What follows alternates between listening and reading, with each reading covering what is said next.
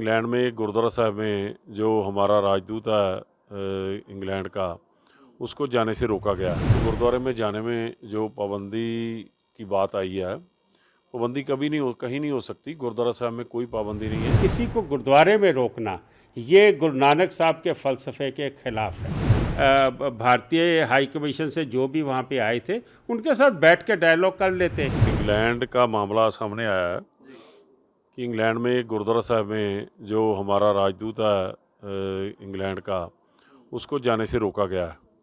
देखो, सबसे पहले बात तो ये क्लियर करनी चाहिए कि गुरुद्वारा जो सभी के लिए वहाँ आदर है, सभी को इजाज़त है। ऐसे नहीं है कि किसी और धर्मों के मंदिर या किसी और मस्जिद में बाहर लिखा हुआ कि दूसरे धर्म का नहीं आ सकता और नहीं हो सकता। देखो, जो गुरुद्वारे में जाने में जो पाबंदी की बात आई है, पाबंदी कहीं नहीं हो सकती। गुरुद्वारा साहब में कोई पाबंदी नहीं है। ये गुरु का सिद्धांत है। गुरुद्वारे में सभी आ सकते हैं, सबको निमंत्रण है, चाहे किसी भी धर्म का हो, किसी भी दिशा से आया हो, किसी भी जात का हो, किसी को रोका नहीं जाना चाहिए। ये हमारा गुरु सिद्धांत है। और जो बात सामने आई है इंग्लैंड की कि वहाँ के राजदूत को गुरुद्वारे में जाने से रोका गया है, वो बात मेरे को पूरी क्लियर नहीं है, क्योंकि उनसे कोई बात नहीं हुई है। जो देखा जा रहा है वो ऐसा है कि पिछले दिन से काफ़ी समय से जो इंग्लैंड के जग्गी जौल हैं, वो हिंदुस्तान में 5 साल से कस्टडी में हैं। और अब जब मिस्टर सुनक यहाँ आए थे G20 में, तो तब भी 80 के करीब जो MPs थे, उन्होंने एक पत्र लिख के और मिस्टर सुनक को दिया था। उन्होंने यहाँ मोदी साहब से भी बात की है। ये काफ़ी तनाव चल रहा है। जो 80 लोग हैं वो सिख नहीं हैं, वो वहाँ के रहने वाले मूल निवासी हैं, अंग्रेज़ हैं, हिंदू भी होंगे, सिख भी होंगे, मुसलमान भी होंगे, जो उनके MPs हैं। सो ये बात एक चल रही है। और दूसरी बात, जब ये कनाडा में ये मिस्टर निज्जर का कत्ल हो जाता है, उसके बाद में भी जो तनाव हुआ है वो बढ़ता दिखाई दे रहा है। ये मैं इस बात में सहमत हूँ कि अगर तो वो माथा टेकने गए थे तो किसी को रोका नहीं जाना चाहिए। और दूसरी बात, क्योंकि जो गुरुद्वारे का प्रबंध है, जो आज तनाव चल रहा है, इसमें ऐसे हालात भी बनाए जा रहे हैं, कुछ शरारती लोग भी बना सकते हैं। और दूसरी तरफ ये जो एम्बेसडर जब गुरुद्वारे जाते हैं, वहाँ के कुछ लोग कोई भावना भड़की के तहत, या हो सकता है कोई शरारत के तहत उसके साथ कोई अपव्यवहार कर देता।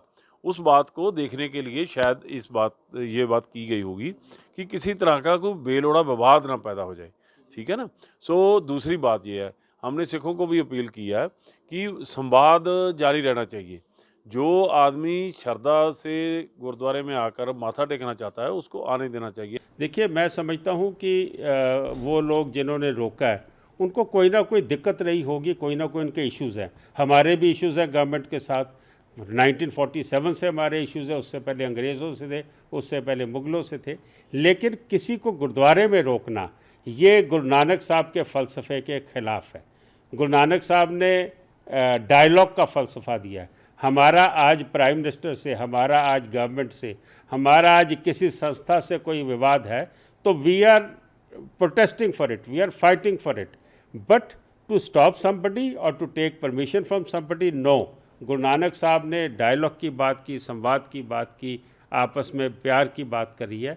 मैं समझता हूँ कि हमारे इश्यूज़ अपनी जगह हैं, उसके लिए हमें प्रोटेस्ट करना चाहिए। अगर ये भारतीय हाई कमीशन से जो भी वहाँ पे आए थे उनके साथ बैठ के डायलॉग कर लेते कि हमारी ये दिक्कतें हैं, इसको ठीक किया जाए, और बड़े सख्त लफ्ज़ों में भी आप उनको अपनी राय रख सकते थे। लेकिन गुरुद्वारे में रोकना गलत है। लोगों में गुस्सा है और वो गुस्सा जेन्युइन भी है। हमारे कई इश्यूज़ हैं जो एड्रेस नहीं हो रहे, लेकिन उस गुस्से का मतलब ये नहीं है कि हम गुरु नानक के बताए हुए रास्ते से उलट चल पड़े। गुरु नानक साहब ने तो हमें कहा है, हमारे को ना गुरु ग्रंथ साहब ना किसी गुरु ने कहा है कि किसको अलाउ करना किसको नहीं अलाउ करना। मैं समझता हूँ कि ये गलत था। हाँ, हमारे मसले हैं, वो हमें सरकार से बात करनी चाहिए।